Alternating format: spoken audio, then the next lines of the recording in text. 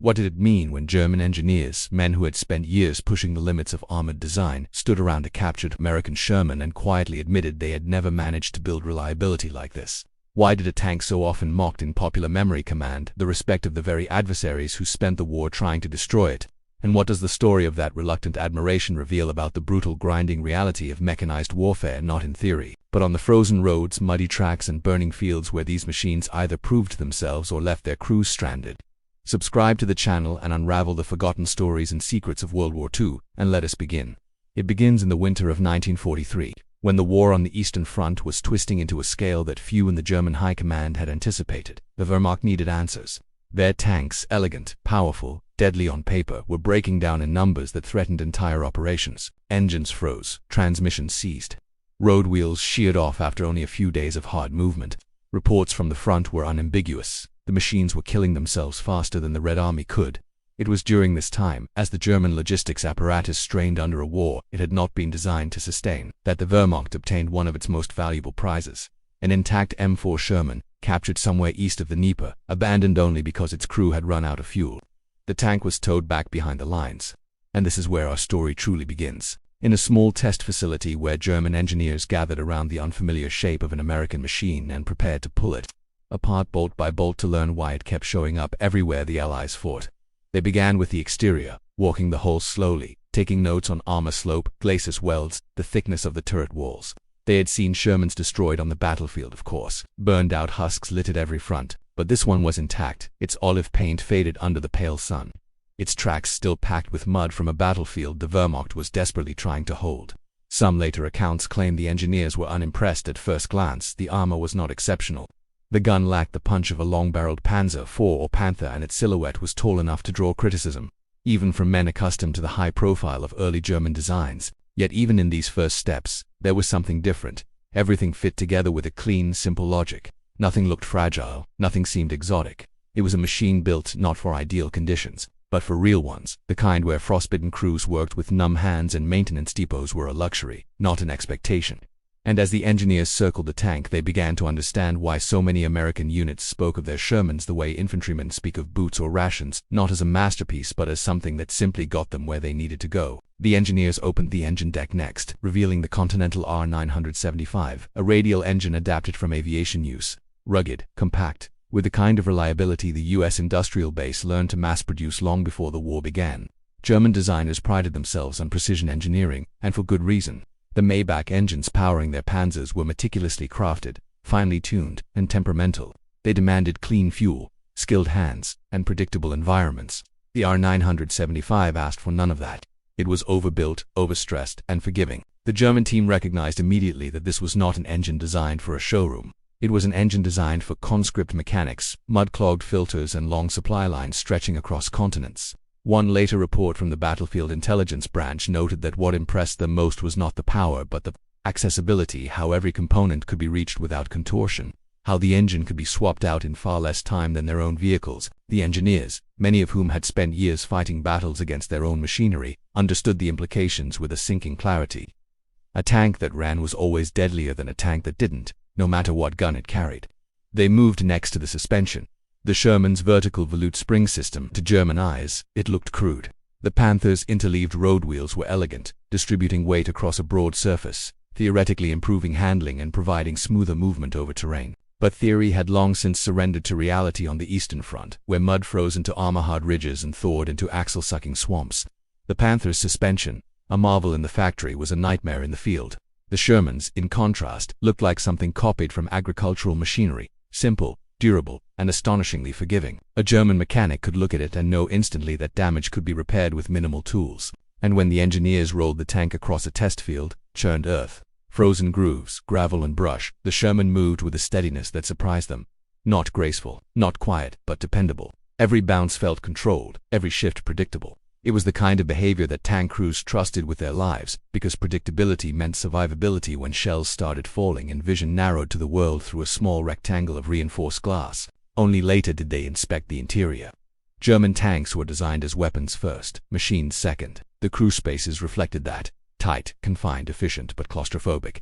The Sherman, by comparison, had room, not luxury but consideration. Ammunition was stored low, communications equipment was arranged logically, and the turret basket allowed smoother rotation under the chaos of combat. These small things mattered more than most wartime memoirs admit. A crew that could move, that could breathe, that could reach what they needed without contortion or panic, fought longer and survived more often. Some German accounts describe a moment of quiet in the test shed, as if the engineers were confronting not just a foreign machine but a foreign philosophy of warfare, one rooted in standardization, modularity, and the belief that quantity mattered only if it could be sustained by quality of production and maintenance. When they test-fired the 75mm gun, their impressions grew more complicated. The Sherman's weapon was not extraordinary. It did not match the armor-penetrating capability of their own high-velocity 75mm guns. But the accuracy impressed them, and so did the stabilizer, a device many German crews dismissed as useless until they faced tanks that could fire with surprising precision while moving. The stabilizer didn't turn the Sherman into a mobile sniper, but it made snapshots possible in situations where a German gunner needed to halt and aim. In the fluid battles of 1944, that difference created seconds, and seconds were often the difference between life and death. The engineers noted it with an uncomfortable realization. The Americans had built a machine optimized not for ideal duels but for the chaotic movements of combined arms warfare, where tanks worked with artillery, infantry, and air support in a way the overstretched Wehrmacht could no longer reliably match. As days passed, the engineers wrote their report. Much of it covered technical assessments, armor strengths, turret traverse speeds, known vulnerabilities. But the section that drew the most attention was short, direct, and quietly damning. It stated that in terms of reliability, ease of maintenance, and sustained operational readiness, German industry had never produced a tank to match the Sherman. Not the Panzer IV, not the Panther, not even the mighty Tiger. The Tiger could dominate a battlefield if it arrived. The Panther could destroy a Sherman at long range if its final drive didn't fail. But the Sherman moved, it fought, it showed up. And in the end, wars are often won by what shows up. Field commanders on the Eastern Front had already learned this the hard way. German armored divisions reported losing more Panthers to mechanical breakdowns during the Battle of Kursk than to Soviet guns. Tigers ran out of parts faster than they ran out of ammunition. Fuel shortages turned logistics officers into reluctant tacticians, and meanwhile, thousands of Shermans rolled off American assembly lines each month, each identical to the last, each supported by a supply chain that seemed almost impossible to the men reading the captured tank's technical specifications. American doctrine understood something German planners had overlooked. Reliability was not a convenience. It was a weapon. When word of the test spread through certain circles of the Wehrmacht, it was met with a mix of irritation and resignation. Pride had long tied German armored warfare to the idea of technical superiority, but superiority meant little if it could not endure the demands of a global conflict fought across deserts, mountains, forests, and cities. Some accounts from the period describe engineers quietly expressing admiration for the Sherman's manufacturing philosophy, the use of welded hulls, standardized components, and engines chosen not for optimal performance but for consistency and availability. It was a philosophy that mirrored the broader American war effort, where industrial capacity was not just a resource but a doctrine. Meanwhile, on the Western Front, Allied tank crews were discovering the same truths from the opposite direction. They knew the Sherman had weaknesses. The early models were prone to catastrophic fires when penetrated, a vulnerability only partially solved by the introduction of wet ammunition racks. Its armor struggled against German high-velocity guns, but the crews could rely on something their adversaries could not, that their tank would start, move, fight, and survive long enough to be repaired and return to battle. Veteran crews learned to use the Sherman's strengths, its speed, its turret rotation, its communications systems, and to rely on the overwhelming weight of Allied combined arms. They fought knowing their tank was part of a system designed to keep them moving forward, not a masterpiece operating in isolation. This was the reality German engineers confronted when they disassembled the captured Sherman, studying every gear, every bolt, every weld. They were not just evaluating a machine, they were facing the industrial logic that was reshaping the war. The Sherman was not the best tank of World War II. It was the tank built for the war the Allies actually fought, one defined by logistics, mobility, and relentless pressure. And somewhere in the stark language of their report, the engineers acknowledged this truth. They had never built reliability like it because German industry had never prioritized reliability above precision. Their designs were born in a world where tactical superiority mattered more than strategic endurance, and by 1943, that world was collapsing under its own weight. When Allied forces stormed into Western Europe in 1944, German units encountered Shermans in numbers that defied comprehension. The Ardennes, Normandy, the Hurtgen Forest, the Shermans were there, muddy, scarred, often outgunned but rarely outmaneuvered. Their presence created a pressure the Wehrmacht could not relieve. Every destroyed Sherman seemed to be replaced within days. Every retreat found more Shermans waiting just behind the lines.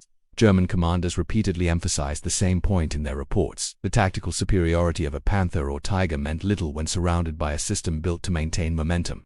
The Sherman was more than a tank. It was a manifestation of American industrial warfare, abundant, dependable, and shockingly adaptive. As the war entered its final months, the contrast became impossible to ignore. Panthers abandoned by retreating units lined roadsides, their engines seized or their gearboxes destroyed. Tigers were blown up by their own crews when they ran out of fuel.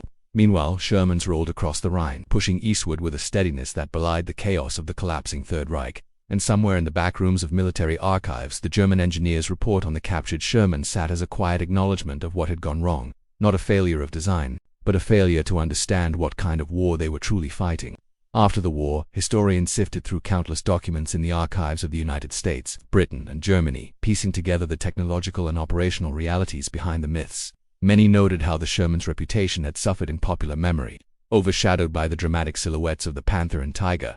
But the engineers who tested that captured Sherman had seen through the mythology. They evaluated the machine as professionals, not storytellers. And in their assessment, reliability was not an accessory to greatness. It was greatness. The kind that keeps armies moving. The kind that wins wars fought across continents. The kind that turns a simple, sturdy, unglamorous machine into one of the most consequential armored vehicles in history. So when German engineers admitted they had never built reliability like the Shermans, they were not just acknowledging the strengths of an enemy tank. They were recognizing the larger truth that defined the Second World War. That the side able to sustain its machinery to keep its tanks rolling, its engines turning, its supply lines flowing, would eventually overpower even the most sophisticated designs. In that realization lies the quiet legacy of the Sherman, a legacy forged not in superiority of firepower or armor, but in the unrelenting, unglamorous, indispensable power of reliability. The engineers who wrote that evaluation could not have known how prophetic their conclusions would become in the final years of the war, as the German army's armored strength thinned not just from Allied fire but from the quiet enemy that stalked their vehicles long before the front lines reached them. Mechanical exhaustion. The report circulated through technical offices, ordnance departments, and panzer command circles, sometimes respected, sometimes dismissed, often quietly resented. Yet by 1944, even the most stubborn optimists in the German high command could no longer ignore what the engineers had confronted in that captured machine. Every battlefield told the same story. The Sherman, a tank they had once considered mediocre, was proving itself not by defeating their panzers in single combat, but by defeating something far more fundamental: the limits of German industry's ability to keep pace with a war spiraling beyond control. In the months after the test, feedback from armored units continued flowing in, each report adding another layer of context to what those engineers had already discovered on the Eastern Front. Mechanics wrote of salvaging Panthers whose engines had literally torn themselves apart after only a few days of operations. During the retreat after Operation Progression, entire columns of broken-down vehicles were left behind simply because there were no spare parts, no workshop trucks, and no time. In contrast, Soviet troops reported finding abandoned Shermans in Lend-Lease units only when they had been bogged beyond rescue, not because they had failed mechanically. American logistical manuals that fell into German hands confirmed what the engineers had already sensed. Every part of the Sherman was designed to be replaced, swapped, or repaired in the field, often in a matter of hours. This was not merely engineering, it was strategy. The Germans were beginning to realize that the Sherman wasn't built to excel at one thing, it was built to never stop, and that quality, in a war defined by movement and attrition, was worth more than any single advantage of armor or gun. Late in 1944, as German forces braced for the Allied advance in the West, reports from panzer brigades in France echoed the same frustration voiced earlier on the Eastern Front. Panthers struggled to cross France's hedgerows and backroads without overheating or destroying their fragile final drives. Tigers, heavy and slow, consumed fuel at rates the depleted German supply system could no longer support. A Tiger might disable a Sherman from 2 kilometers away if it could reach the firing position. The Sherman, on the other hand, might not have the armor to survive a direct duel with a Tiger, but its crews rarely needed to fight on those terms. Instead, the Allies leveraged overwhelming artillery, air superiority, and mobility. The Sherman became a spear carried forward by the weight of an entire military ecosystem, one where spare parts traveled as predictably as rations, where maintenance crews trained as rigorously as tankers, and where a single division could keep dozens of tanks operational for weeks without the kind of breakdown rates Germany considered unavoidable. The engineers who had examined the captured Sherman understood this relationship intuitively. Their report had remarked on the tank's modularity, a word that seemed insignificant on paper but meant everything in practice. In American ordnance philosophy, modularity enabled interchangeability, interchangeability enabled mass production enabled logistics, and logistics sustained the front. Germany, by contrast, remained trapped in a design culture shaped by bespoke craftsmanship and incremental improvements piled onto fragile foundations. The Panther's gearbox reflected this perfectly: complex, powerful, exquisite in its tolerances, and utterly unsuited for mass manufacture or simple field repair. By the time a German division received new vehicles, they were already living on borrowed time. This was not incompetence. It was the result of a nation designing tanks as if war would be short, decisive, and fought close to home. In the aftermath of DID, German crews found themselves confronting the Sherman in environments that punished mechanical fragility more harshly than at any earlier point in the war. The bocage country of Normandy strained transmissions as tanks climbed earthen walls, pivoted in narrow lanes, and crushed through hedgerows dense enough to stop vehicles dead in their tracks. The Panther's long hull made these turns torturous. The Tiger's weight made any off-road maneuver risky. The Sherman, by contrast, seemed to thrive in this punishing environment. Crews wrote in field reports that the tank's short wheelbase and flexible suspension allowed it to dart between hedgerows, reposition quickly, and exploit gaps created by infantry and engineers.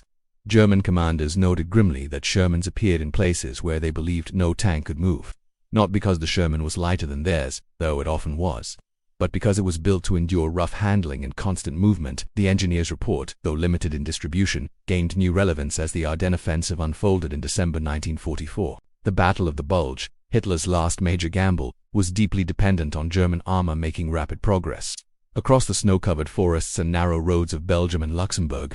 Yet the offensive began with an irony so sharp that it bordered on tragic. Many of the German tanks that were supposed to spearhead the advance broke down before they even reached the staging areas.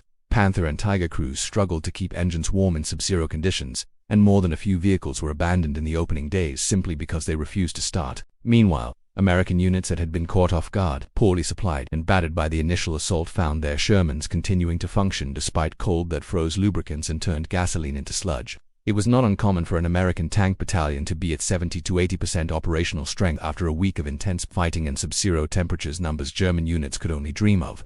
This moment more than any other validated the engineer's sober conclusion: reliability was not a statistic, it was a weapon. In the Ardennes it became a shield, a lifeline, and a force multiplier.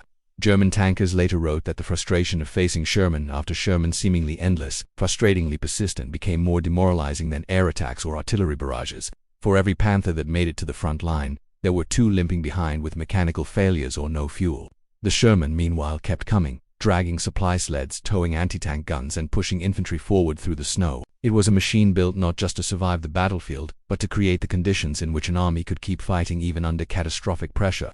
After the Bulge, German engineers revisited the earlier test findings with renewed urgency, but by then it was far too late. Factories had been bombed, raw materials had dried up, and the logistics needed to adapt their designs simply did not exist. Had the war lasted longer, Germany might have attempted to shift towards simpler armored designs, as they briefly did with vehicles like the Hetzer or the late-war Panzer for variants. But the time for change had passed. The Allies were throwing open the gates to the industrial age of warfare, and the Sherman was its clearest symbol: not the most powerful, not the most glamorous, but the most reliable. And in total war, reliability was the difference between a weapon of war and a monument to ambition. As Allied troops crossed the Rhine and drove into the heart of Germany in early 1945, German tank crews fought with a grim understanding that their machines, once symbols of technological prowess, had become fragile relics of an earlier phase of the war. Panthers bogged in thawing mud. Tigers broke final drives on shattered roads. Fuel shortages rendered entire battalions irrelevant. And yet the Sherman remained what it had always been: steady, unpretentious, brutally consistent. It is no coincidence that American tank units reached the Elbe in numbers far beyond what German planners had anticipated. The Sherman enabled this momentum not through brilliance but through dependability. Every mile it traveled was another mile the enemy could not recover. When the war ended and the surviving documents of the German engineers' test were collected by Allied intelligence teams, they became obscure curiosities, overshadowed by more dramatic discoveries and post-war narratives that favored the mythic image of German armor. Popular culture remembered the Tiger and the Panther as titans of the battlefield, forgetting that most of them died of mechanical failure long before they could become legends.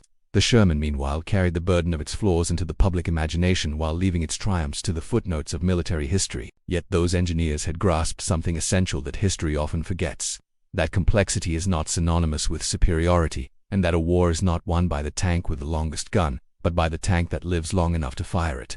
Long after the guns fell silent, historians like Richard Overy, Anthony Beaver, and John Keegan revisited the technical and logistical realities of the war. They found, again and again, that the Sherman's legacy was misunderstood. It was not the tank that dominated the battlefield, it was the tank that enabled domination. It was the tank that arrived, fought, survived, and returned. It was the tank that crews trusted, not because it was invincible, but because it was predictable. In the testimonies of American, British, and Canadian crews, a consistent theme appears. The Sherman was not the best, but it was the one that was always there when they needed it. And so the story of the German engineers and their captured Sherman becomes something larger than a technical evaluation. It becomes a story about the nature of war, about how victory belongs not to the machine that performs best in theory, but to the machine that performs best in the mud, in the cold under fire, and the long and unglamorous hours between battles. Their reluctant admiration was not a concession to enemy superiority, but an acknowledgement of a truth they had discovered only by dismantling a tank built by a nation whose industrial logic had outpaced their own. In that quiet shed somewhere on the Eastern Front, surrounded by tools, notebooks, and the cold echo of a machine built for a different kind of war, those engineers saw the future and their own defeat reflected in the simplicity and resilience of the Sherman. They could not have known it then, but that moment of reluctant respect, engineers standing over a foreign machine, running their hands along welds, tracing wiring looms with gloved fingers, would become a quiet symbol of how the war truly ended. Not in a single battle, not in a sudden collapse, but in a long erosion of German capability worn down by the relentless pressure of an enemy that understood something they had dismissed for too long. That wars of industry are not won by masterpieces but by machines that refuse to die. By early 1945, the reality those engineers had sensed in that captured Sherman had manifested across every front. In the East, the Red Army's steamroller had grown unstoppable, fueled literally by the logistical depth the Allies had delivered through the Persian corridor. Rows of Lend-Lease Shermans, their white stars hastily repainted with red ones, advanced alongside T-34s across the Vistula and into Pomerania. Soviet officers often preferred their own tanks for raw ruggedness, but they spoke of the Sherman with a kind of grudging appreciation. It was comfortable, it was predictable, and its mechanical reliability bordered on uncanny compared to the failing German armor scattered across the fields. One Soviet tank veteran recalled years later in an interview that the Sherman felt like it wanted to live, a strange sentiment for a machine built for destruction, yet revealing in its own way. A tank that wanted to live was a tank that kept its crew alive. And by that stage of the war, survival meant momentum, and momentum meant victory. The German engineers' evaluation had captured that essence long before their commanders would see it play out. Mile after mile, as the Axis front lines collapsed under armies that never paused long enough for Germany to find breath again. Meanwhile, on the Western Front, as American and British forces tore open the Ruhr industrial basin, the contrast became almost painful to observe. Shermans rolled through shattered roads and collapsed bridges with the same stubborn consistency that had characterized them from the moment they first appeared in North Africa. Mechanics working in forward depots wrote home about the strange familiarity of their tasks, replacing track blocks, swapping engines, clearing jammed bogies. Nothing about the Sherman was exotic. Nothing about it demanded a craftsman's touch. The tank's greatest strength was the ordinariness that made its extraordinary reliability possible. German workshops, by contrast, had become museums of broken brilliance, rows of Panthers with their gearboxes removed, Tigers lacking fuel hoses, Jag Panthers whose intricately machined components lay in the mud because there were no replacements left. What the engineers had recognized in 1943 now manifested as a national tragedy. The tanks that had once symbolized German technological ambition were now immobile fortresses scattered like monuments to a philosophy that had not survived contact with prolonged war. German crews, often young men barely in their teens by 1945, fought with desperation rather than confidence. They loaded shells into machines they knew would not last the day. They understood that for every Panther destroyed, the enemy would replace 3 or 5 or 10 Sherman variants by the end of the week. Not because the Sherman was cheaper, although it was, but because American production and logistics made such replacements trivial. And it was here, in these last brutal months of the war, that the full meaning of that engineer's report became clear. They had not simply been evaluating a tank. They had been writing, unknowingly, the epitaph of Germany's armored force. The Sherman's reliability had been derided early in the war as a mere footnote, the kind of characteristic logistics officers obsessed over while gunners and designers looked for bigger guns and thicker armor. But by 1945, reliability had become destiny. Every mile a Sherman traveled was a mile Germany could not reverse. Every engine that started on the first turn was another day's advance. Every repair completed in the field without a specialized technician was another unit kept alive to fight tomorrow. The Sherman was not a tank built to dominate a battlefield. It was a tank built to ensure its army always had one. As the Allies closed in on the Elbe River, stories circulated among American crews that German engineers had praised the Sherman's dependability. Some dismissed the rumors as propaganda. Others took pride in the idea that their tank had earned the respect of the very enemy it had spent years trying to overcome. But the truth preserved in archives, in captured documents, interrogation reports, and technical analyses was more subtle and more human. The engineers had not been admiring the Sherman's lethality, they had been acknowledging a kind of engineering humility their own system had struggled to embrace. The idea that a machine meant for war must be designed for the world as it is, not as planners wish it to be. They had built tanks for excellence. America had built tanks for endurance. Excellence loses battles. Endurance wins wars. In March and April 1945, as Germany's military infrastructure collapsed, a handful of engineers evacuated from the testing grounds where that captured Sherman had been taken 2 years earlier. They brought with them stacks of documents, exploded diagrams, notes, measurements, and evaluations of foreign equipment. Among them, tucked between analyses of T-34 gearboxes and British Churchill suspensions, lay the report that had quietly declared Germany had never constructed reliability equal to the American M4. No one knew where the tank itself ended. Perhaps it was recaptured by the Soviets and pressed into service. Perhaps it was destroyed in an air raid. Perhaps it simply rusted into the soil as the front moved past it. Machines vanish. Paper remains. After the war, Allied technical teams recovered that report and filed it with thousands of others. Some historians would reference it in footnotes. Others would paraphrase its findings without naming it directly. But the essence of its message, that reliability, not glamour, was the true measure of a fighting machine's worth, echoed through the post-war decades. Nations designing their first Cold War armor studied the Sherman's production methods more than its battlefield record. Israel, rebuilding its armored forces after independence, would go on to operate and upgrade Shermans for years, trusting their dependability as they faced modern threats. Even countries emerging from the wreckage of colonialism purchased surplus Shermans because they knew the tank would start, would run, and would survive long enough to matter. Yet for all the practical lessons, the emotional truth of that engineer's discovery only becomes clear when we shift our perspective back to the human level, to the crews who lived inside these machines. American tankers in Europe often spoke of the Sherman with a mixture of affection and resignation. It was not a perfect tank. It was not the tank they dreamed of, but it was the tank that kept them alive through landscapes where a breakdown could be a death sentence. They patched holes, wiped soot from the interior after near misses, banged stubborn hatches closed with boots and crowbars. They cursed its thin armor, praised its turret traverse, joked about its gasoline engine, and whispered thanks when it carried them home again. To them, reliability was not a statistic, it was a companion. German crews, in the end, spoke the same language, not of specifications, but of survival. Many wrote after the war that they had fought not against a superior enemy tank, but against an enemy tank system. They might defeat a Sherman platoon on Monday, only to face another on Wednesday and 2 more by Saturday. Their expertise meant little against an enemy that had mastered the art of sustaining war on an industrial scale. And so, in the quiet acceptance expressed in that engineer's report, there lay a confession not of inferiority, but of miscalculation. They had built the wrong kind of strength for the kind of war they faced. As spring turned to summer in 1945 and the war finally came to its bitter close, the ruins of Europe were littered with the remains of its armored giants. Panthers burned out on roads their engines had never been designed to survive. Tigers collapsed under their own weight. Final drives shattered. Even the mighty Königsegger, the pinnacle of German armored engineering, lay abandoned by crews who lacked fuel to move them even a few hundred meters. And among these monuments to ambition lay Sherman after Sherman, some destroyed in combat. Yes, but many simply parked, intact, their engines cold but functional. Tanks that had survived not because they could overpower the enemy, but because they could outlast the war. And in that enduring presence, that stubborn refusal to break, to stall, to surrender to the environment, the Sherman revealed its true legacy. It was never meant to be a duelist. It was never meant to be an icon. It was meant to be the thing that worked, the thing that endured, the thing that got its crew home. And in the end, that is what won the war.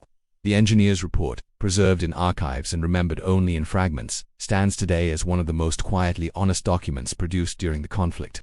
In its unadorned language, it captures a truth that generations of historians would later echo. Germany had built exceptional tanks. America had built exceptional armies. The Sherman, unremarkable in isolation, became remarkable in context, not a symbol of power, but a symbol of persistence. They had not expected respect to rise in their chests as they studied the machine before them, and in war, there is no quality more powerful than that. If you've stayed to the end, you're one of the few who still wants the truth. Subscribe, and together, we'll uncover every secret the Second World War tried to keep buried.